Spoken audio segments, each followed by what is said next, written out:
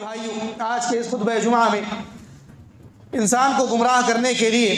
شیطان کے جو مکر و فریب کھانے سے متعلق ہیں اس کو بیان کرنے کی کوشش کروں گا۔ اللہ تعالیٰ سے دعا ہے کہ اللہ تبارک و تعالیٰ شیطان اور اس کے مکر و فریب سے ہمیں اور ہماری نسلوں کی اللہ تعالیٰ حفاظت فرمائے۔ اللہ تبارک و تعالیٰ کا جب حکم ہوا شیطان کو کہ سجدہ کرو، تو شیطان نے جس چیز کی پیروی کی تھی اللہ تعالیٰ کے حکم کے مقابلے میں، وہ اس کی خواہش ہے، وہ اس کی خواہش اور اس کی مرضی ہے، جس کی وجہ سے اس نے نافرمانی کی۔ جس کو اس نے کہا کہ جو ہے میں اس سے بہتر ہوں، اس کو تو نے مٹی سے پیدا کیا اور مجھ کو تو نے آگ سے پیدا کیا ہے، تو یہ اسی کو عقل، قیاس اور مرضی، ہوا، نفس، یہ سب نام دیے جا سکتے ہیں کہ اس نے قیاس کیا اور اس کا قیاس باطل تھا۔ اس نے عقل کا استعمال کیا، حکم کے آگے عقل کام نہیں کرتی ہے، اور اللہ تبارک و تعالیٰ کے حکم کے آگے انسان کی خواہش اور اس کی مرضی کوئی معنی نہیں رکھتی ہے، لیکن اس نے اپنی خواہش اور مرضی کو اللہ تبارک و تعالیٰ کے حکم پر مقدم کیا۔ اس کے مقابلے میں جو لفظ اس نے استعمال کیا، اس نے کہا کہ قال فبما اغويتني لاقعدن لهم صراطك المستقيم ثم لآتينهم من بين ايديهم ومن خلفهم وعن ايمانهم وعن شمائلهم ولا تجد اكثرهم شاكرين، کہ تو نے مجھے گمراہ کیا ہے، حالانکہ اللہ تبارک و تعالی نے اسے گمراہ نہیں کیا تھا، اسے اللہ تبارک و تعالی نے حکم دیا تھا، اور اس حکم کے مقابلے میں اس نے اپنی عقل کا استعمال کر کے خود ہی گمراہ ہوا تھا۔ لیکن اس نے کہا کہ قال فبما اغويتني، اس وجہ سے کہ تو نے مجھے دھتکار دیا ہے، میں ان کے لیے یعنی تیرے بندوں کے لیے تیرے صراط مستقیم پر بیٹھ جاؤں گا۔ لاقعدن لهم صراطك المستقیم، تیرا جو صراط مستقیم ہے اس پر میں بیٹھ جاؤں گا، پھر میں ان کے سامنے سے آؤں گا، پیچھے سے آؤں گا، دائیں جانب سے بائیں جانب سے آؤں گا۔ حال یہ ہو جائے گا کہ تو ان میں سے اکثر لوگوں کو شکر گزار نہیں پائے گا، توحید پر نہیں پائے گا، تیرا شکر کرنے والا نہیں پائے گا۔ اور اللہ تبارک و تعالیٰ نے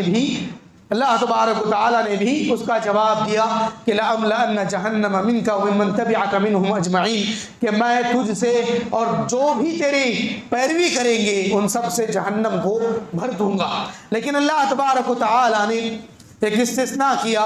کہا، اور اس نے بھی وہ استثناء کیا کہ میں سب کو گمراہ کروں گا الا عبادک منہم المخلصین، سوائے تیرے مخلص بندوں کے، جن بندوں کے دل میں توحید ہو،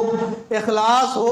اور وہ اپنی نیتوں کے اندر اللہ تبارک و تعالیٰ کی رضوان، اللہ تعالیٰ کی خوشنودی اور اللہ تبارک و تعالیٰ ہی کو سنانے دکھانے کے لیے توحید پر، سنت پر عمل کرنے والے ہوں۔ اللہ تبارک و تعالیٰ کہ ان بندوں کا اس نے استثناء کیا،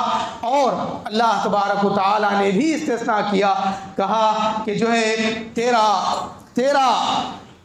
جو دبدبہ ہے، تیرا جو رعب ہے، وہ میرے ان بندوں پر نہیں چلے گا۔ انه ليس له سلطان على الذين آمنوا وعلى ربهم يتوكلون، کہ اس کا دبدبہ ان لوگوں پر نہیں ہوگا جو ایمان لائے اور اپنے رب ہی پر بھروسہ کرتے ہیں۔ تو اللہ تبارک و تعالی اور شیطان کے یہ مختلف جگہوں کی جو باتیں ہیں، یہ ساری باتیں ہمیں بتاتی ہیں کہ اللہ تبارک و تعالی نے شیطان کو انسان کی آزمائش کے لیے چھوٹ دے رکھی ہے۔ اس نے کہا انظرنی الی یوم یبعثون، قال فإنک من المنظرین الی یوم الوقت المعلوم، قال فبعزتک لأغوینہم اجمعین الا عبادک منہم المخلصین، کہ اے میرے پروردگار دوبارہ ان کے اٹھائے جانے تک مجھے مہلت دے۔ اللہ نے کہا تو مہلت دیے ہوئے لوگوں میں سے ایک وقت مقررہ تک، ایک معلوم مدت تک تجھے مہلت دی گئی ہے۔ اللہ تبارک و تعالیٰ نے مہلت دی، اور وہ اسی مہلت کے ساتھ ابھی آیا ہوا ہے، اور اس کو اللہ تبارک و تعالیٰ نے قیامت تک مہلت دی ہے، اور وہ جہنم میں لوگوں کے افسوس اور ان کی حسرت ندامت میں اضافہ کرنے کے لیے میدان محشر میں بھی ہوگا اور جہنم میں بھی ہوگا۔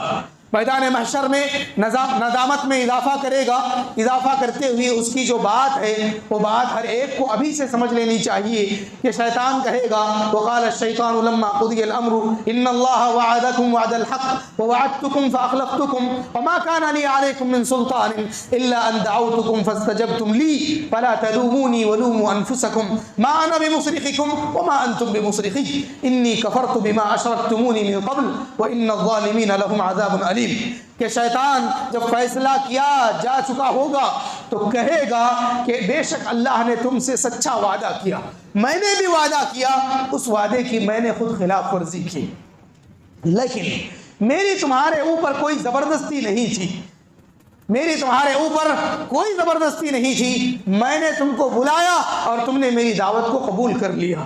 تم مجھے ملامت مت کرو, اپنے آپ کو ملامت کرو, کیونکہ میں نے تمہارے اوپر زبردستی نہیں کی تھی. آج حال یہ ہے کہ نہ میں تمہارے کچھ کام آ سکتا ہوں, عذاب کو دور کر سکتا ہوں, نہ تم میرا عذاب دور کر سکتے ہو, لیکن یہاں آ کر میں انکار کرتا ہوں کہ انی کفرت بما اشرکتمونی من قبل, تم نے جو میرے ساتھ شرک کیا ہے میں اس کا انکار کرتا ہوں, میں اس کا انکار کرتا ہوں, اور ظالموں کے لیے دردناک عذاب ہے. شیطان کی تقریر کے نام سے یہ آیت مشہور ہے, کبھی کبھی آدمی کو پڑھ لینا چاہیے تاکہ وہ شیطان کے مکر و فریب سے ہوشیار رہے کہ شیطان اتنے سارے لوگوں کو گمراہ کرنے کے بعد آخر میں اس کا یہ کہنا کہ میں نے ما کان لی علیکم من سلطان, میرا تمہارے اوپر کوئی خاص دبدبہ رعب نہیں تھا, الا یہ کہ میں نے تم کو بلایا اور تم نے میری دعوت کو قبول کر لیا. اور آج بھی شیطان کے جتنے حربے ہیں ان حربوں کا خلاصہ یہی ہے کہ وہ سارے حربوں میں کہیں بھی کبھی بھی وہ زبردستی نہیں کرتا ہے. انسان یا تو اٹریکٹ ہو جاتا ہے, یا تو انسان اس کی طرف خود ہی مائل ہو جاتا ہے, خود ہی جھک جاتا ہے, خود ہی چلا جاتا ہے, یا پھر انسان یہ سمجھتا ہے کہ میری مجبوری ہے, یا انسان یہ ایسا سمجھتا ہے کہ یہ ایک خدشہ ہے, اس خدشے سے بچنے کے لیے وہ شیطان کے حربے کو اختیار کر لیتا ہے. ورنہ کہیں ایسا نہیں کہ شیطان نے ایسا کیا ہو کہ اس کو کہیں جا کر کے مجبور کر دیا ہو کہ تم کو یہ کرنا ہی پڑے گا. اتنا مجبور شیطان کبھی کسی کو نہیں کرتا ہے. اسی لیے شیطان یہ بات کہے گا کہ میرا تمہارے اوپر کوئی دبدبہ نہیں تھا, میں نے صرف تم کو بلایا تھا, میں نے صرف تم کو بلایا تھا. اللہ کے نبی صلی اللہ علیہ وسلم نے لکیر کھینچنے والی جو حدیث ہے اس حدیث میں اسی بات کی وضاحت کی ہے کہ شیطان اس صراط مستقیم پر بیٹھا ہوا ہے, دائیں بائیں بہت سارے دروازے ہیں,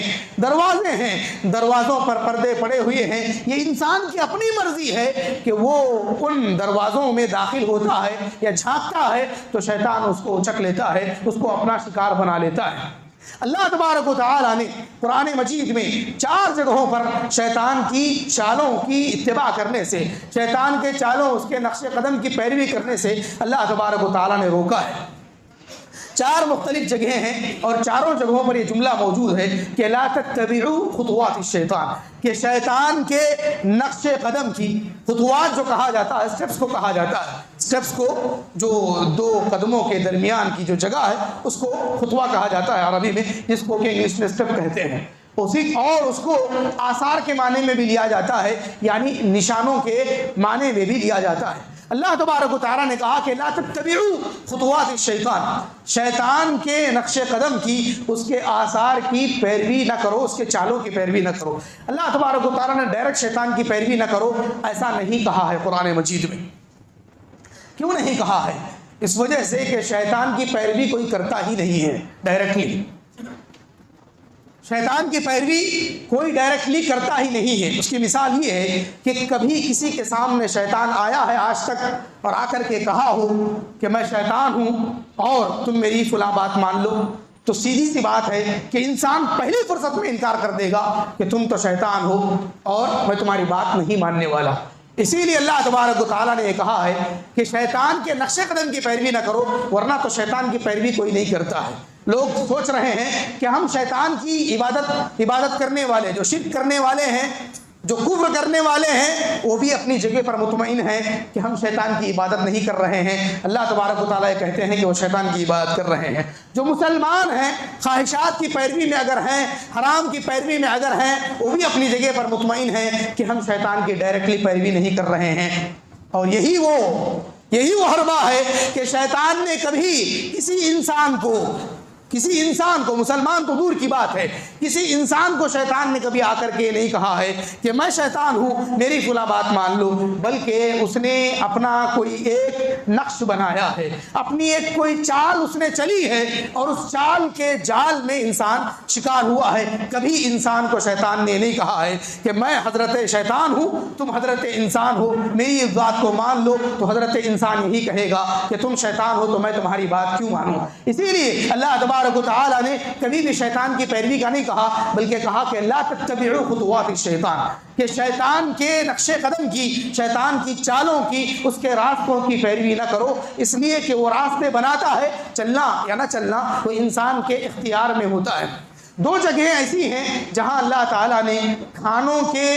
ذکر کے ضمن میں, یعنی کہ اس کانٹیکسٹ میں اللہ تعالیٰ نے بات کہی, کھانوں سے متعلق وہاں بات ہو رہی ہے, اور اللہ نے کہا کہ شیطان کے نقش قدم کی پیروی نہ کرو. سورہ بقرہ کی آیت, سورہ انعام کی آیت, اللہ تعالیٰ نے کہا کہ یا ایھا الناس کلوا مما فی الارض حلالا طیبا, کہ اے لوگو زمین میں جو حلال اور پاک چیزیں ہیں وہ کھاؤ, شیطان کے نقش قدم کی پیروی نہ کرو, بے شک وہ تمہارا کھلا دشمن ہے. سورہ انعام کی دوسری آیت اللہ تبارک و تعالیٰ نے فرمایا کلوا مما رزقکم اللہ, کہ اللہ تبارک و تعالیٰ نے جو تمہیں دیا ہے اس میں سے کھاؤ حلالا طیبا, حلال اور پاک. وَلَا تَتَّبِعُوا خُطُوَاتِ الشَّيْطَانِ, اور شیطان کے آثار کی, اس کے نقش قدم کی چالوں کی پیروی نہ کرو. إِنَّهُ لَكُمْ عَدُوٌّ مُبِينٌ, بے شک وہ تمہارا کھلا دشمن ہے. تیسری جگہ جہاں اللہ تعالیٰ نے شیطان کے نقش قدم کا ذکر کیا ہے وہ سورہ انعام میں ہے, اور وہ اس کانٹیکسٹ میں بات بتائی گئی ہے کہ شریعت کے احکامات کی پیروی کرنے میں, شریعت کو قبول کرنے میں, دین کو قبول کرنے میں پورے طریقے سے قبول کر لو, پورے طریقے سے قبول کر لو, اور شیطان کے نقش قدم کی پیروی نہ کرو. سورہ بقرہ میں اللہ تعالیٰ نے فرمایا یا ایھا الذین آمنوا ادخلوا فی السلم کافۃ ولا تتبعوا خطوات الشیطان انہ لکم عدو مبین, اے ایمان والو اسلام میں پورے کے پورے داخل ہو جاؤ. عبادات میں, معاملات میں, اخلاق میں, آداب میں, سلوک میں, ہر اعتبار سے اسلام کو اپنے اندر اور اپنے کو اسلام کے اندر داخل کر دو. ولا تتبعوا خطوات الشیطان, شریعت کے احکامات کو قبول کرنے میں, شریعت کے احکامات کو نافذ کرنے میں, شریعت کے احکامات پر عمل کرنے میں, اس کو عمل درآمد کرنے میں شیطان کے نقش قدم کی پیروی نہ کرو, بے شک وہ تمہارا کھلا دشمن ہے. یہ تینوں آیتیں ہیں جہاں اللہ تبارک و تعالیٰ نے شیطان کے نقش قدم کی پیروی سے منع کیا, اور اللہ تبارک و تعالیٰ نے کہا کہ وہ تمہارا کھلا دشمن ہے. یہ تینوں جگہوں پر اللہ تعالیٰ ایک ہی جملہ استعمال کرتے ہیں کہ شیطان کے نقش قدم کی پیروی نہ کرو, چالوں کی پیروی نہ کرو, بے شک وہ تمہارا کھلا دشمن ہے, بے شک وہ تمہارا دشمن ہے, بے شک وہ تمہارا کھلا دشمن ہے. چوتھی آیت جہاں اللہ تبارک و تعالیٰ نے شیطان کے نقش قدم کی پیروی سے منع کیا وہ خرچ کرنے کے سلسلے میں ہے, خرچ کرنے کے سلسلے میں, اور خواہشات, بے حیائی کو دور کرنے, بے حیائی سے بچنے اور بے حیائی کے کاموں کی طرف جانے سے اللہ تبارک و تعالیٰ نے منع کیا. یا ایھا الذین آمنوا لا تتبعوا خطوات الشیطان ومن یتبع خطوات الشیطان فانہ یأمر بالفحشاء والمنکر, کہ اے ایمان والو شیطان کے چالوں کی پیروی نہ کرو, جو شیطان کے نقش قدم کی, شیطان کے آثار کی پیروی کرے گا تو وہ جان لے کہ بے شک شیطان بے حیائی کا حکم دیتا ہے. بے حیائی کیا ہے؟ بے حیائی وہ جو کہ ظاہری طور پر جس کو برا سمجھا جائے اور سننے کو بھی آدمی مایوس سمجھے, جس کی برائی, جس کی قباحت ظاہر ہو اور اس کو سننے کو بھی آدمی مایوس سمجھے, وہ جو ہے بے حیائی ہے. برائی کیا ہے؟ برائی وہ ہے جو گناہوں سے متعلق ہے, ایسے گناہ جو آدمی کرتا ہے اور اس کا انجام اس کے حق میں برا ہوتا ہے، اس لیے اس کو برا کہا گیا، انجام کے اعتبار سے وہ برا ہے اس لیے اس کو برائی کہا گیا۔ ابن عباس رضی اللہ عنہ نے فرمایا کہ جس کی قباحت ظاہر ہو وہ بے حیائی ہے، سننے کے اعتبار سے، دیکھنے کے اعتبار سے، اور سو کیا ہے جس کو اللہ تبارک و تعالیٰ نے کہا کہ بے شک وہ برائی کا حکم دیتا ہے اور بے حیائی کا حکم دیتا ہے۔ برائی کیا ہے؟ برائی گناہ ہے جس کے اوپر کوئی حد نہیں، اور بے حیائی وہ ہے جس کے اوپر حد ہے۔ بے حیائی کے کاموں کے اوپر حد ہے، جیسے زنا ہے، زنا کا الزام لگانا ہے، چوری ہے، سارے کے سارے بے حیائی کے کام۔ اور اسی طریقے سے برائی گناہ کیا ہے؟ گناہ جن کے اوپر کے کوئی حد نہیں ہے، جیسے کہ آدمی کا جھوٹ بولنا ہے، حد نہیں ہے، لیکن یہ ہے کہ کبیرہ گناہ میں سے ہے اور اس کا انجام برا ہے، اس کا انجام برا ہے۔ تو اللہ تبارک و تعالیٰ نے شیطان کے نقش قدم کے سلسلے میں جو بات کہی کہ وہ بے حیائی کا اور برائی کا حکم دیتا ہے، اور جہاں اللہ تبارک و تعالیٰ نے کھانوں کا ذکر کرتے ہوئے ذکر کیا ہے کہ شیطان کے نقش قدم کی پیروی نہ کرو، سبب کیا ہے؟ سبب یہ ہے کہ کھانا